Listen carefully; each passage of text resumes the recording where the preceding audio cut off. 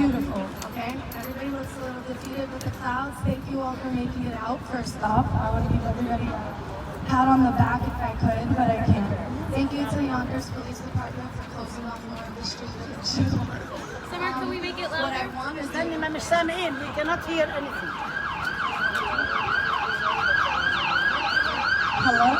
Is this better now? I said thank you to the Yonkers Police Department for closing off more of the street than they should. Thank you, guys. Today wasn't supposed to be a protest. Today is our tribute to all of the young fallen soldiers, okay? This is meant to be for all the kids that are not only innocent and disadvantaged or indigenous, but this is for every child that's felt unprotected, okay? We're out here to show you that people do care and people are willing to sacrifice their holy day, their Sundays, to be out here and to show you just how much they care. I want to start off with a moment of silence for our young fallen soldiers, and I would like to start with Molten. This is only my favorite artist's rendition of it, but I think it would just be perfect for the moment.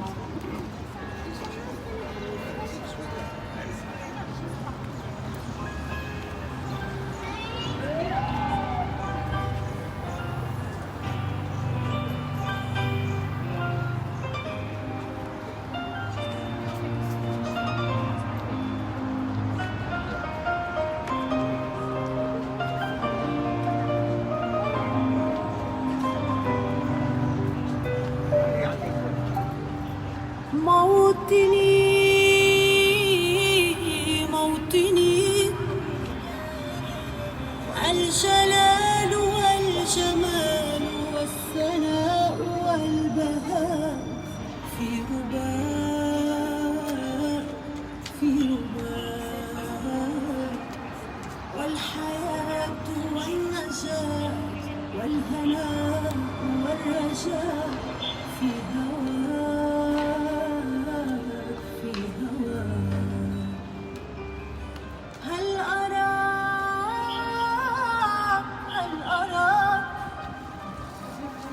سالما منعما وغانما مكرما سالما منعما وغانما مكرما هل أراك في علاك تبلغ السماك تبلغ السماك موطني موطني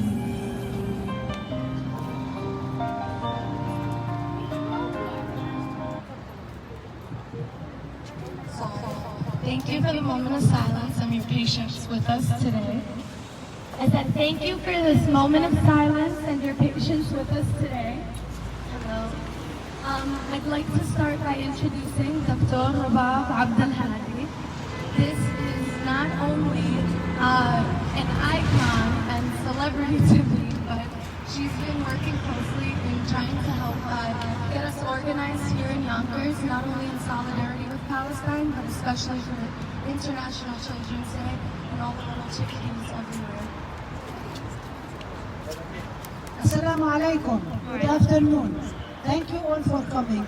It's really important for us to be here today. It's in honor of International Children's Day.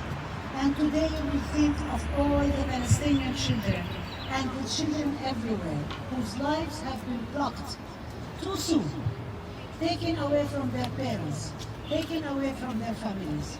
I want to just share with you some of the things that have been happening to Palestinian, is this good? To Palestinian students, Palestinian children, throughout the ages. What's been going on is not only what happened in Gaza. Where are the pictures of the children? Posters, yes. This is not only the children. This were the children's pictures on May 28th. We know that many more have fallen. We know that as we speak, there are children who are dying in the hospitals. because of their wounds. We know that children are dying out of malnutrition. We know there's no electricity in Gaza.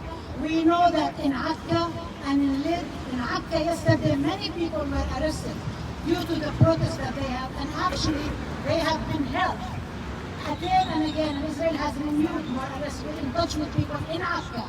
And Akka, people know, is the city that defeated Napoleon. And it will defeat the Israeli state. Just be rest assured it will happen.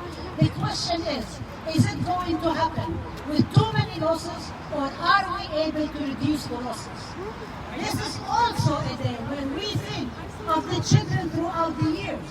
In 1948, the children of almost 750,000 Palestinians who were displaced from their homes and made refugees overnight. And they are in refugee camps. We think of the children throughout the ages, whether we're talking about the Suez attack on Israel in 1956, the massacre of Kufr Qasim, whether we're talking about Lidda, which we talked about this before, the massacre that happened after Israel was founded, on July 11, 1948, when current and former Israeli leaders actually participated in aerial bombardment, first aerial bombardment in Palestine.